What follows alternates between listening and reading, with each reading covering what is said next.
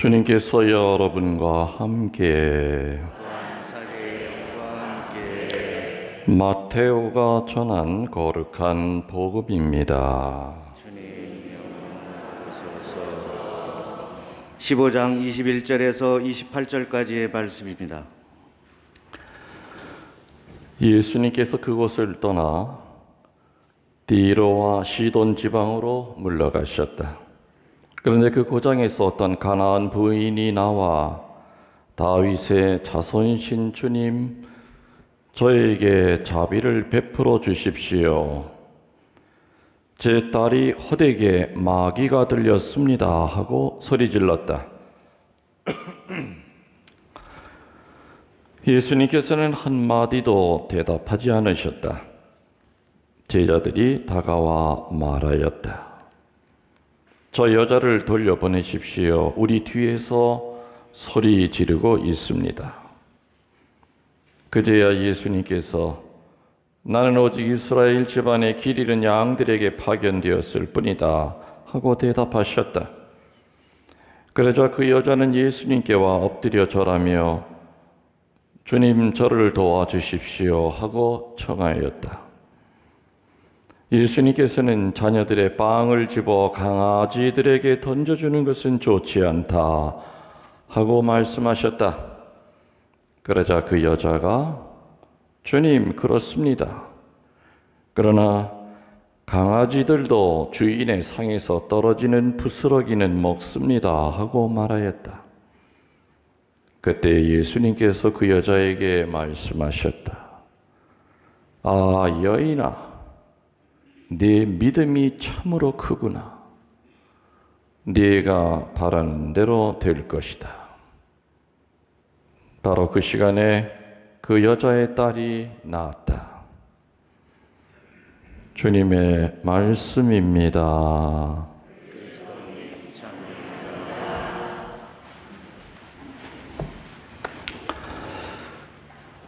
참 예수님, 어제 보고 오늘 또 보고 반가워서 좋습니다. 어제 우리 본당에서는 이 어려운 시기에 18분의 새 영세제가 나왔습니다.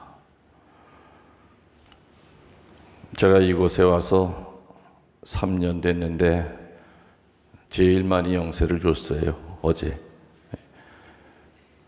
그래서 내가 하도 자랑하고 싶어서 서울에다가 이렇게 알렸더니 서울의 큰 본당인데도 아이고 우리보다 훨씬 더 많이 세례 받으셨다. 우리는 세례 줄 생각도 못하고 있는데 요즘은 다 20명 이내래요. 서울의 큰 본당들도 10명, 분당의 큰 본당들도 지난번에 얘기 들어보니까 8명인가 9명 이렇게 10,000명이 가까운 그런 성당에서도. 그래서 어제 8월 15일 성모 승천 대축일 날 성모님께서 우리 본당에 큰 선물을 주신 거죠. 18분에 그분들 잘 도와드려서 뿌리가 잘 내릴 수 있도록 우리 신자들이 한 마음으로 기도 중에 특히 성모님께 그 18분의 새 어린 양을 여러분들이 기존 신자들이 사랑하는 마음으로 늘 기도하면서 봉헌하셔야 될 겁니다. 오늘 복음 들은 거 얼마 전에 이렇게 들은 것 같지 않으세요 혹시? 이 병마 들린 가나안 여인 이야기가 귀에 익죠? 2주 전에 평일 복음이었어요. 연중 18주 수요일 날.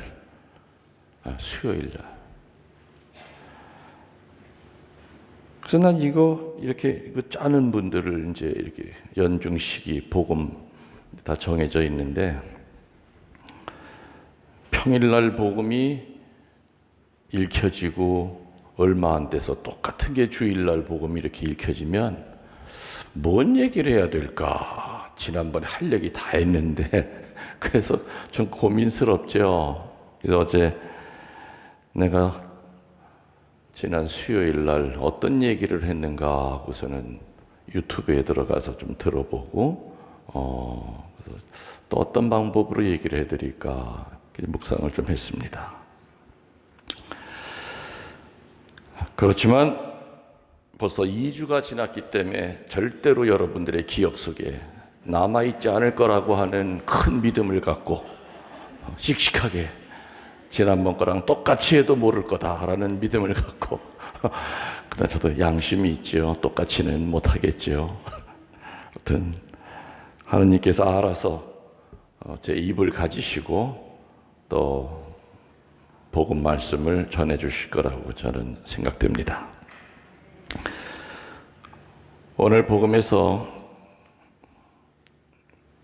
병마가 들려서 간질이 심한 자기 딸의 완쾌를 청하는 한 여인의 모습이 나오는데 그 여인이 어디 여인이라고요? 유대인이에요? 아니면 가나안 여인이? 가나안 여인. 그 여인은 가나안 사람으로서 유대인들과는 조상 때부터 원수처럼 지내오는 이방인이었습니다. 족보가 되게 복잡해요. 뿌리는 아브라함인데 나오면서 이렇게 하여튼 굉장히 복잡한 족보에서 그래서 마치 뭐 같으냐 조강지처에서 난 자식들과 저 몇 번째 첩 거기에서 난 자식들과 하여튼 그런 복잡한 미묘한 관계가 있어서 아주 왼수가 됐어요. 왼수가 되기까지 원인은 뭐 땅 문제도 있고 복잡해지는 거야 이게. 그래서 그때 당시 예수님 당시에는 유대인들은 가나안 사람을 어느 정도로 취급했다고 그랬어요? 지옥에 가면은 땔감으로밖에 쓸 수 없는 족속들. 세상에 얼마나 무시하는 거예요. 지옥에 가서 불쏘시개로밖에 쓸 수 없는 족속들이 가나안 족속들이라고 그랬거든요. 그랬던 그 가나안의 그 한 여인이 예수님 앞에 나타나서 뭐 해달라고요? 마귀가 들려서 간질을 일으키고 있는 딸 좀 살려달라고 나온 거예요. 이방인이고 유대인으로부터 멸시를 받는 처지에서 예수님께 나아간 그 여인의 태도에서 우리는 뭘 배울 수가 있는가? 이 여인은 절실했어요. 유대인이면 어떻고 내가 가나안 여인이면 어때? 내 딸을 살릴 수만 있다면 수단 방법 가리지 않는 거죠. 집안에 정신병자라든지 부마자가 있을 때는 수십 명이 고통을 당해요. 그래서 격리를 하는 거예요. 정신병자들, 조현증 환자들은 이게 한번 확 도지면은 무섭잖아요. 칼을 들고 설칠 수도 있고 이게 한번 확 돌아버리면 부모고 뭐고 없어요. 자기 몸에다가 자해도 하고 그렇기 때문에 전문적인 그런 병원으로 입원시키는 것이 당연히 그건 맞아요. 옛날에는 그런 병원이 없다 보니까 여러 일들이 많이 생기지 않았습니까?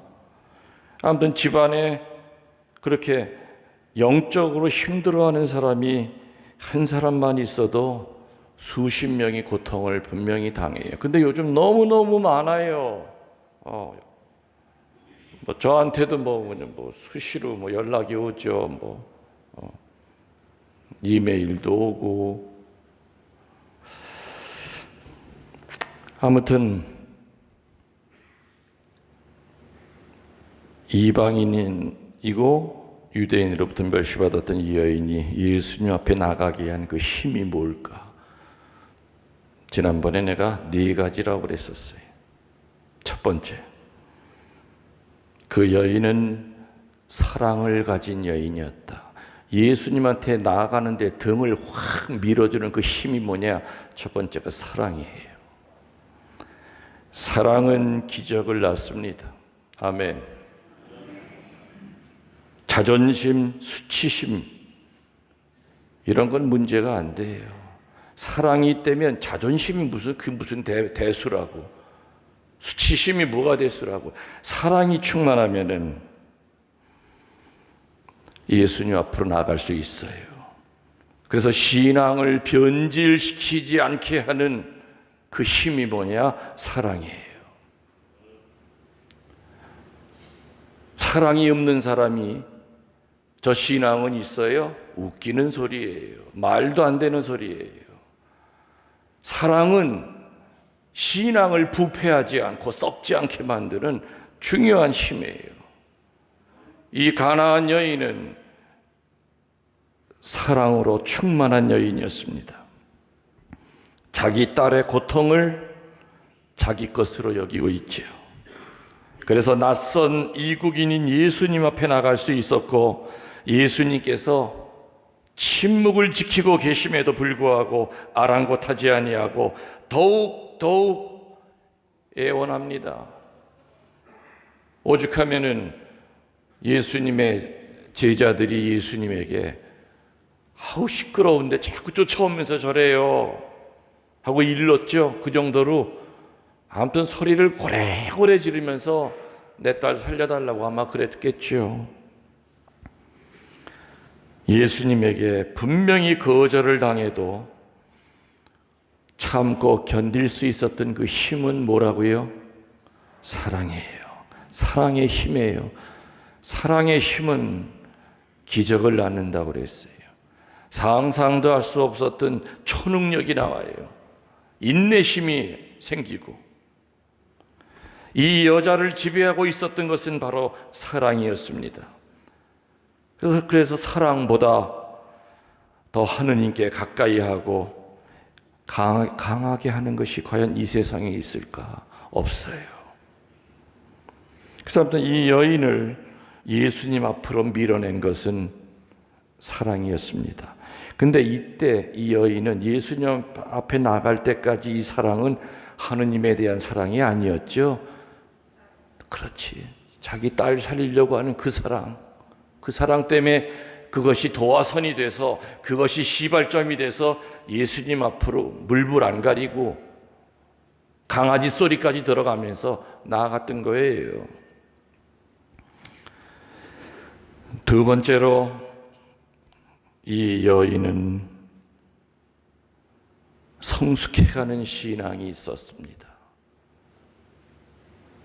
그리고 성장하는 신앙이 있었던 여인이었죠. 신앙은 교리적인 신앙이 있고요, 체험적인 신앙이 있어요. 교리 박사라 하더라도, 교리에 대해서 모르는 것이 없다 하더라도 그 교리 안에 하느님은 다 계시지 않아요. 그래서 그 교리적인 신앙을 보충해 주는 것이 하느님에 대한 각자의 체험이에요. 너무 교리 쪽으로만 치우치다 보면은 차가워져요. 너무 이성적이 돼요. 반대로 너무 또 체험 위주로만 하다 보면은 잘못하면은 엉뚱하게 될 수가 있죠. 그래서 교리적인 신앙과 체험적인 신앙이 잘 조화를 이루어야 돼요. 오늘 이 가나안 여인은 신앙의 여인이라고 그랬습니다. 그런데 오늘 이 여인이 예수님을 만나자마자 신앙이 생긴 거 아니죠? 아니에요. 체험을 통해서 이분이 누구시구나 하는 것을 조금씩 알아가는 모습이 나옵니다. 이 여인은 처음에는 예수님을 어느 정도 어떤 사람으로 알았냐면은 그냥 위대하고 능력 있는 기적을 행하는 자, 그 정도로 알았어요. 그래서 처음부터 주님이라고 그러지 않았죠? 처음에 뭐라고 불러요? 다윗의 후손이시여.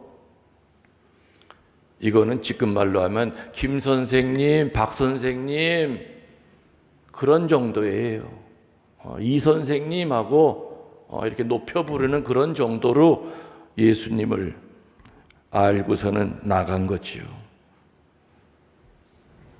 예수님을 세상적인 권세와 영광이라는 관점에서 일종의 병을 낫게 해주는 마술사 대하듯이 처음에 이 가나안 여인은 예수님 앞으로 나온 겁니다. 한마디로 예수님을 처음 만나러 나갔을 때는 지극히 기복적이고 지극히 미신적인 입장에서 예수님을 만난 겁니다. 신앙이 성숙하지 못할 때는 하느님을 단지 해결사, 병 낫게 해주는 능력이 있는 분 정도로밖에 모릅니다. 그래서 예수님께 기도하다가 해결을 못 보면 언제라도 신앙을 포기하고 아니면 점집이나 철학관을 전전합니다. 여기저기 교회를 기웃기웃거립니다. 절에도 가보고 오만 동네를 다 돌아다녀 보죠. 왜 달라는 거 안 줘? 성당에서는. 성당에 있는 하느님은 내 기도해도 왜 원하는 거 안 들어줘? 딴 데 한번 가보자. 처음에 이 가나안 여인은 처음부터 신앙이 있었던 것이 아니라 지극히 기복적이고 미신적인 입장에서 예수님을 만났습니다. 자, 딱 만나고 보니까 만나서 했던 첫 마디가 뭐냐? 주님으로 바뀌어요. 저를 도와주십시오. 한마디로 예수님의 신성을 느끼게 된 겁니다. 뭘 느꼈다고요? 이분은 사람이 아니구나. 이분은 우리 같은 그런 일상적인 사람이 아니구나. 예수님의 그 신성을 느끼게 됩니다. 예수님은 바로 당신의 신성을 깨닫게 하시려고 뜸을 들이시는 겁니다. 나는 병이나 고쳐주러 온 위대한 사람이 아니야. 나는 마술사가 아니야. 진정으로 신성을 느껴서 살아계신 하느님을 향한 기도를 기쁘게 하기를 예수님은 원하고 계셨던 거죠. 그래서 이 여인은 거절당하는 고통을 통하여 어렴풋이나마 예수님의 신성을 느낍니다. 우리들도 여러 가지 고통을 통하여 그리스도가 어떤 분인지 단지 해결사가 아니라 나의 구세주라는 것, 그분의 신성을 깨달을 때 비로소 우리의 신앙은 균형을 잡아갑니다. 교리적인 신앙과 체험적인 신앙이 잘 조화가 되고 믹스가 돼서 우리의 신앙은 한 발 더 딛게 됩니다. 예수님의 신성을 느끼고 난 다음에 그 여인은 어떻게 바뀝니까? 예배를 드립니다. 뭘 드렸다고요? 예배를 드렸습니다. 예배의 첫 번째 행위는 무릎을 꿇는 겁니다. 뻣뻣하게 서서 하느님을 바라보는 것과 무릎을 꿇는 것과는 큰 차이가 있습니다. 손이 모아지면 내 영혼이 모아지는 겁니다. 여러분들 미사 드릴 때 사제가 주먹을 쥐고 미사 드리는 것과 시작부터 끝까지 기도하는 손으로 미사 드리는 것과 여러분이 저를 볼 때 어느 쪽이 더 이뻐요? 당연히 이거죠. 내가 여러분 볼 때도 마찬가지예요. 서 먹으면서 교우들이 손을 쫙 이런 마음으로 하면은 오히려 그 신자를 보면 내가 더 거룩해져요. 그렇게 이뻐 보일 수가 없어. 손이 모아지면 영혼이 모아지는 거고 무릎이 꿇어지면 우리의 영혼이 하느님 앞에 닿는 거라고 그랬죠. 이 가나안 여인은 마술사 정도로 알고 왔다가 차츰차츰 그분의 신성을 느끼고 난 다음에 호칭이 바뀌었다고 그랬죠. 다윗의 다손이요, 이 선생님, 박 선생님 하다가 그 다음에 주님 하면서 이분이 보통 분이 아니구나.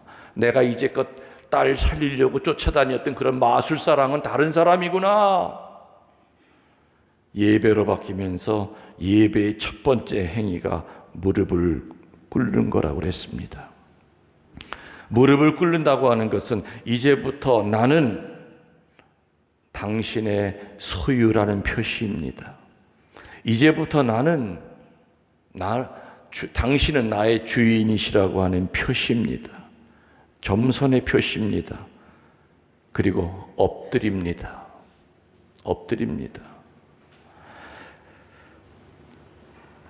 이 여인은 짧은 시간에 예수님이 어떤 분인지를 파악을 합니다.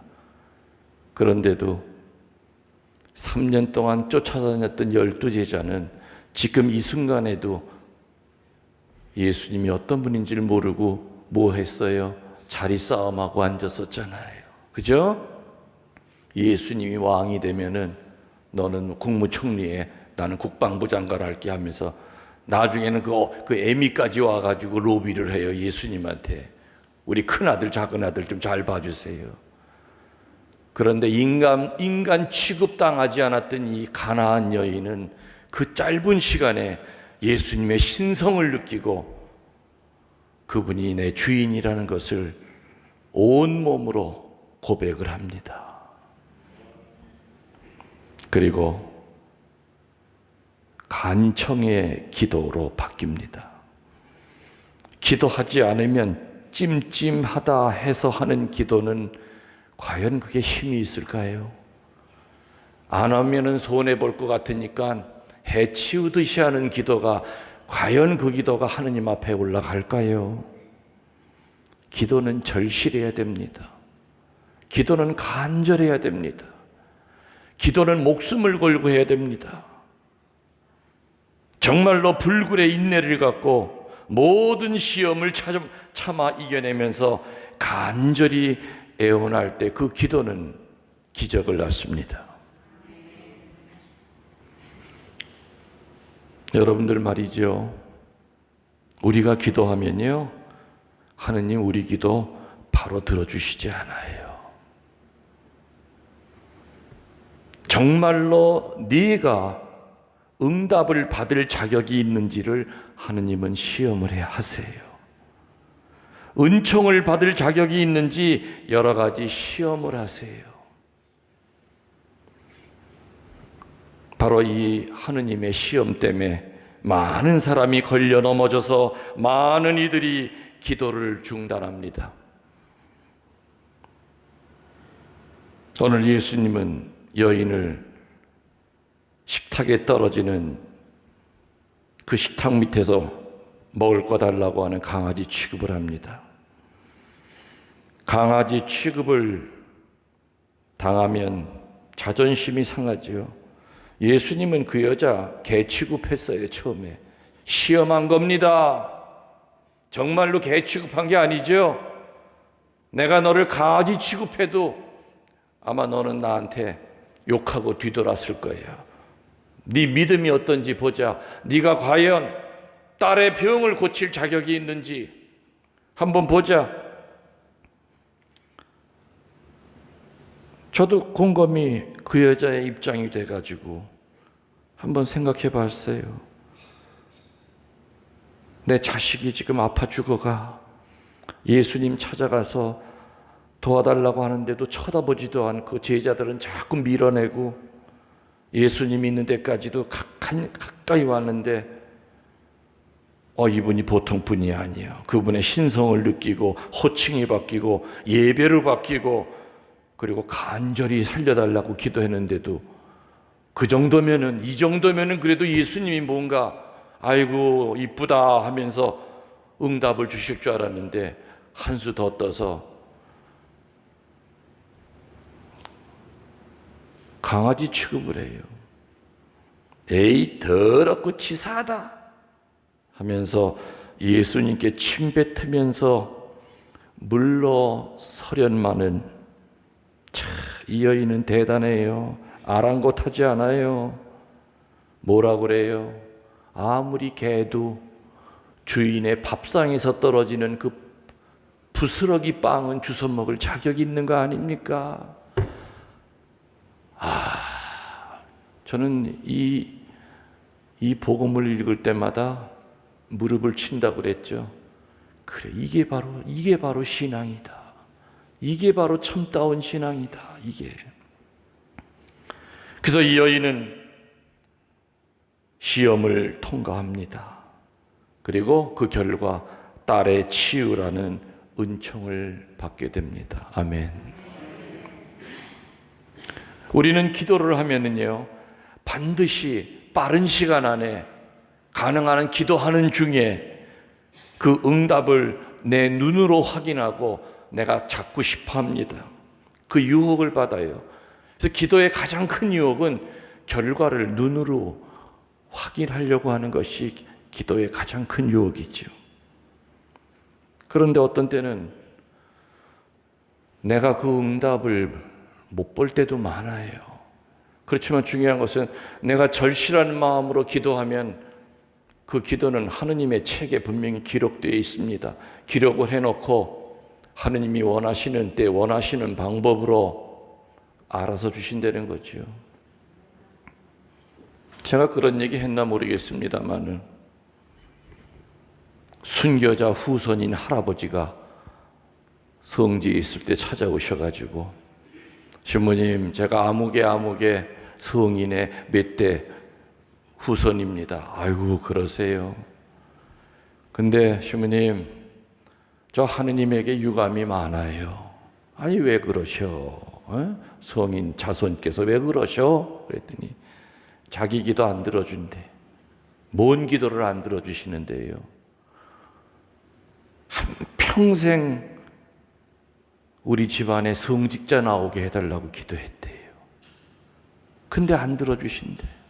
수녀 나오게 해달라고 그래도 안 들어주신대요.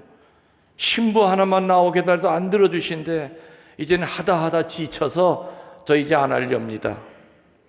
그래서 내가 그 할아버지 손을 잡고 그랬어요. 할아버지, 왜 할아버지 눈으로 확인하려고 하세요? 할아버지가 하신 그 기도는 하느님의 책에 분명히 기록되어 있답니다. 할아버지가 돌아가시고 난 다음에 할아버지가 살아생전에 자손 가운데 사제가 나오는 거는 못 본다 하더라도 할아버지 돌아가시고 난 다음에 할아버지 후손 가운데 추기경이 나올지 어떻게 합니까? 수도원 원장이 나올지 어떻게 합니까? 증손녀, 고손녀 가운데서. 우리 인간들은 시간과 공간의 제약 속에 살다 보니까 기도하면 뭔가 그거를 자꾸 확인하고 싶어 해요. 그래서 우리의 기도는 먼 것을 쳐다봐야 됩니다. 또 하느님은 우리가 원하는 그 모양으로 그렇게 해결해 주지 않으실 때가 많아요. 사탕 달라는 아이한테 엄마는 사탕을 안 줄 때가 있죠. 왜? 사탕 주면 이가 자꾸 썩어. 그러면 이 아이가 치과에 가서 또 고생을 해야 돼. 아이가 엄마 사탕 줘, 초콜릿 줘 해도 엄마는 엄마 주면 엄마 인기는 올라가죠. 그렇지만 이 아이가 이걸 가지고 이 아이한테 해가 된다고 할 때는 엄마는 안 줍니다. 다른 거 줄게. 우리는 내가 원하는 모양이 그대로 손에 쥐어줘야만 아이고 하느님 계시네. 여러분들 저녁에 잠자리에 들 때 하느님 감사합니다. 그 말 나오죠? 하루하루 살아가는 게 하느님의 응답이에요. 내가 원하는 거 내 손바닥에 쥐어줘야만 하느님이 응답하신 것이 아니지요.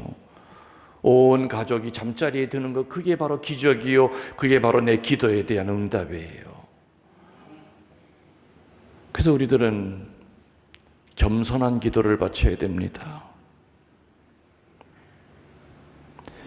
오늘 가나안 여인은 불굴의 마음으로 항구하게 기도하면서 예수님의 마음을 움직였습니다. 그래서 내가 지난번 수요일 날 그 얘기했어요. 하느님의 마음을 돌리는 거 4가지가 있다 그랬죠. 오늘 그 얘기를 좀 풀이를 좀 해드린 거예요. 사랑, 또 인내심, 또 뭐예요? 그래, 참다운 예배, 마지막은 명랑한 성품. 이 여인은 강아지 취급당해도 성질내면서 가지 않고 어지간한 사람은 다 성질 부려. 에이 치사하고 더럽다 나를 개 취급을 해. 근데 이 여인은 성품 자체가 참 기쁘게 사는 명랑한 성품이었기 때문에 그 어려운 시험을 통과했던 겁니다.